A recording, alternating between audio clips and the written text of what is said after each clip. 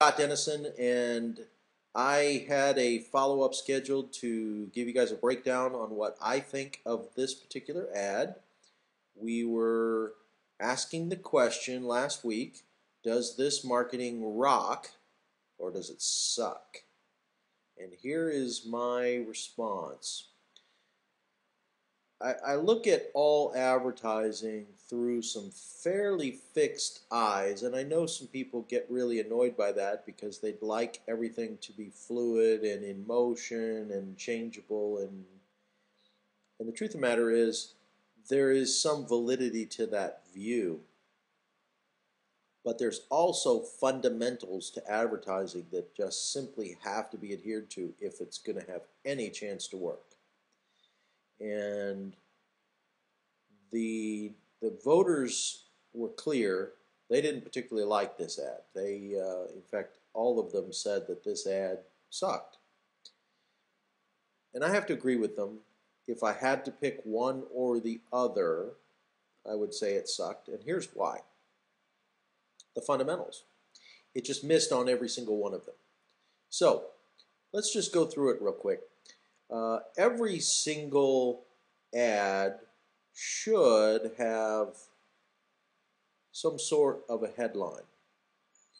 In this case, I believe this is the name of the business, and it's not a headline per se, and there's certainly no benefit. How could you, unless you ascertain that the word custom is some sort of a benefit? It needs to be a benefit-driven headline. I suppose you could call this the We Supply Everything is a benefit. Good phone estimate provided might be a benefit. I don't really see it that way. So just on that piece, that's one area where this could be improved. Now, picture with caption. That's on my little checklist of things, and we've got a picture here, and we've got a little bit of a caption, so I'd probably say that's okay. That's reasonably good use of that, and it certainly looks like a maid with all of her tools.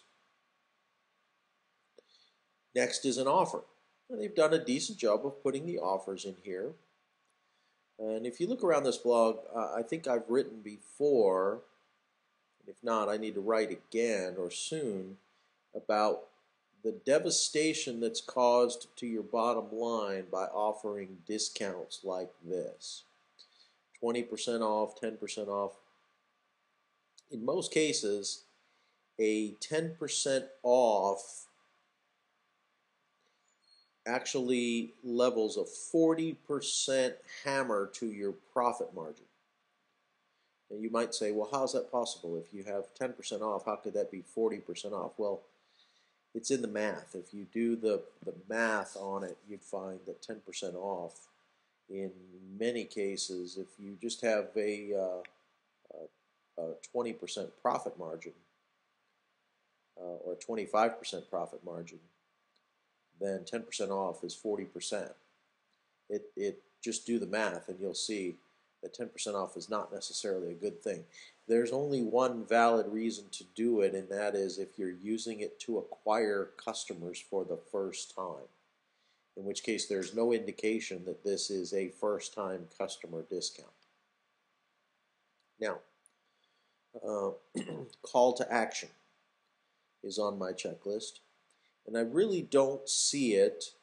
The closest you could give to a call to action is that the coupon expires and it's a specific date. So that's lacking.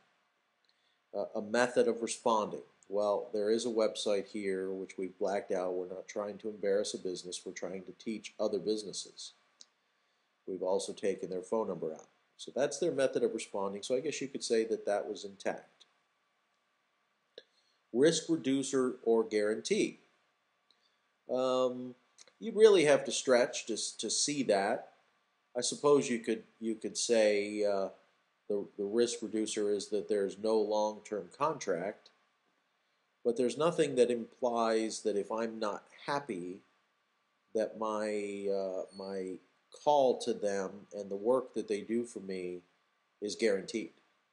That's what a risk reducer is when you say, all the risk is mine, give us a try. If you don't like what we do, we'll give you your money. We'll refund your money. I have a client that is very, very big in what they do. They're probably the most prominent dry carpet cleaning service around here. And their guarantee is very, very clear, and it's in their marketing. If you don't like it, if you don't like the service we provide, we will make it good. If we can't make it good, if there's nothing we can do to make you satisfied, we'll give you your money back. That's how a business like his has been around for 48 years. And finally, testimonials. I personally think that this is incredibly cluttered, and I would have traded in some of these words for a testimonial. Now, I mean, I suppose if you're in the market for a maid, you could figure out on your own that one time or occasional, weekly, every 2 weeks, every month, move in or move out, seasonal, evening and weekend, that there's flexibility.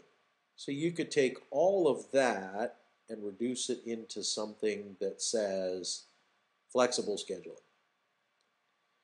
Fans, woodwork, furniture, blinds, floors, blah, blah, blah. I think most intelligent people could get it. Calling a maid, she can clean anything. So I would personally have reduced all of this clutter and made sure that there was room for a testimonial in there.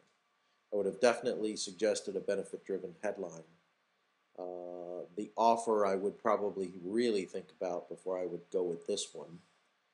A method of responding is okay, and there's definitely no risk reducer or guarantee in here. If they did all that, then this piece of marketing would rock. Now, on the flip side of this ad runs again and again and again, so to some degree, it must be working. That is the checklist that I look to. If it's running and it continues to run, then it's working. If it's working, it's breaking even, they're making money on it, then it works. And that's what the Marketing Geek has to say about this particular ad. It sucks, it stands to be improved, but it must be working.